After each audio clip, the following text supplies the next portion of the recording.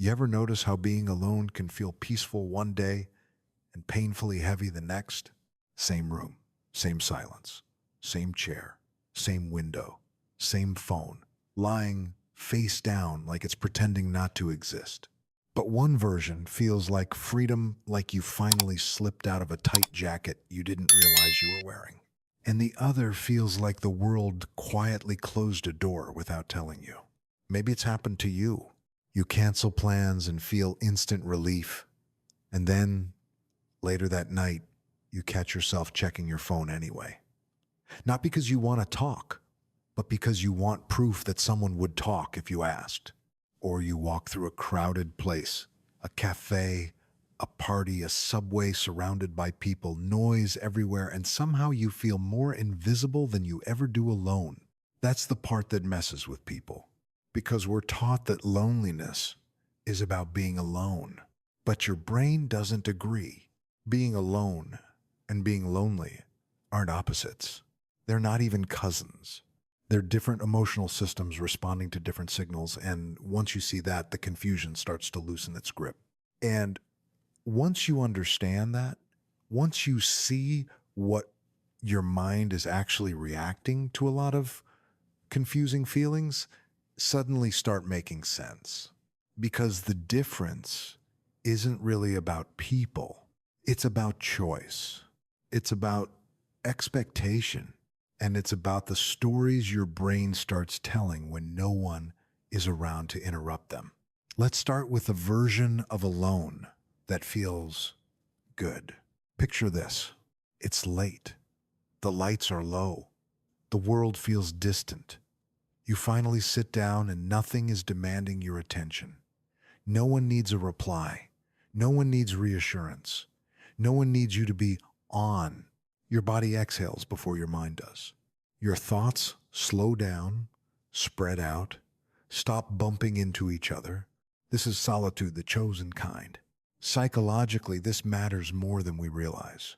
When you choose to be alone, your nervous system reads the situation as safe. There's no threat signal, no abandonment alarm going off. You're not cut off. You're temporarily unplugged. Connection exists. It's available. And that knowledge alone keeps your brain regulated, like a quiet safety net you don't have to think about. In this state, solitude becomes restorative. Your mind finally processes things it's been stacking on the back shelf. Emotions surface without needing to justify themselves. Creativity slips in quietly. You remember what your own inner voice sounds like. This is why some people genuinely love being alone and still feel deeply connected to others. They're not isolating. They're recalibrating. Now pause for a second. When you're alone like this, do you feel fuller afterward or lighter?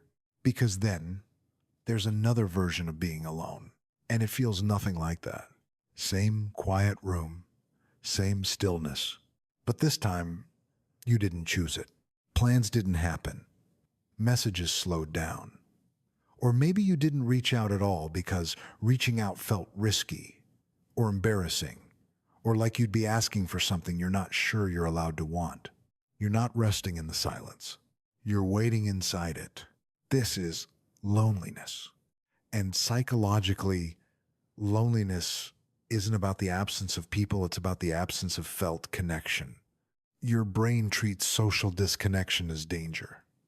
For most of human history, being isolated meant you were vulnerable. So when connection drops, your mind doesn't relax. It scans.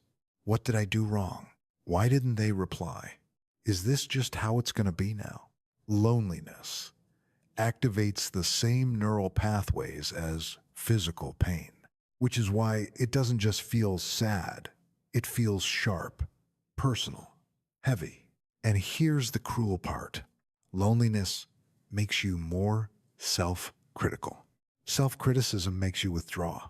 Withdrawal deepens loneliness. It's a loop that feeds on silence. This is why scrolling through social media can feel worse than being by yourself. You're not just alone, you're witnessing connection without participation. Your brain reads that as exclusion, even if no one meant it that way. Now, here's where it gets more nuanced because not everyone experiences loneliness the same way. There's a type of person who spends a lot of time alone and usually feels fine about it.